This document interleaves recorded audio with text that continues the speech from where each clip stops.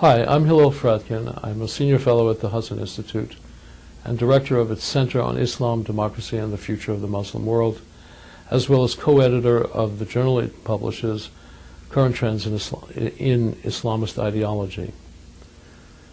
It almost goes without saying that one of the most important challenges faced by our next president will come in the region of the greater Middle East. That's obvious from the fact that we are still heavily engaged in a war in Iraq, heavily engaged in another war in Afghanistan, and in general faced with the necessity to try to bring some stability and progress to the greater Middle East in general. All of this stems from a crisis of now 30 years duration in the region of the Persian Gulf, a crisis that began with the Iranian Revolution of 1979 and which has continued in different forms but almost without interruption in the 30 years since. At the present time, we obviously face several challenges or unfinished tasks. One such challenge is or unfinished task is the war in Iraq. We've made a huge amount of progress in the last 2 years, but as General Petraeus is fond of saying, that progress is still fragile and reversible and still needs to be sustained and maintained. We also face the ongoing war with Al-Qaeda in Afghanistan and now in northwest Pakistan.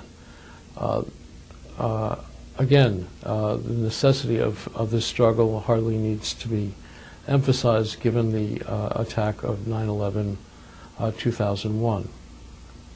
Finally, there is the problem of the stability of the region altogether, and in particular the threat to that stability that is represented by the Islamic Republic of Iran, both as an aggressive and revolutionary power and as in its current situation as it pursues the acquisition of nuclear weapons.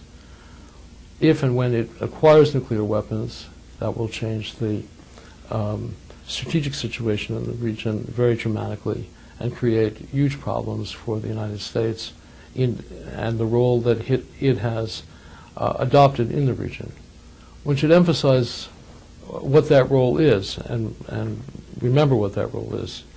We are the guarantors of the security of that region, and in particular, the security of the oil lying beneath it and the oil moving from it around the world. Again, also to be stressed is that this oil is not our oil, but it's the world's oil. That is to say, the oil that fuels every economy in the world and keeps economic growth proceeding. At the present time, for better or worse, there is no other guarantor of the security of the Gulf than the United States, its armed forces, and in particular its Navy. Those are the responsibilities and challenges which our next president will inherit, not only from the current administration, but from 30 years of involvement in the region. And the question is what our next president will have to do in order to address them. It seems to me that the most important thing at the moment is to maintain the kind of efforts we've been undertaking till now, especially as they seem to be bearing fruit in the last year and a half. That is recommended on the ordinary principle that if you're succeeding at something, you should keep at it. But it's also important in order to demonstrate that the United States is there for the long haul. Absent that commitment or demonstration, the region will become still more unstable and chaotic. This will not necessarily preclude our having to do something in the region or having to be engaged in the region. It will only mean that we will have to come back later and on less favorable terms. I think it's really important for both candidates and whoever is finally elected as president to realize the importance of the importance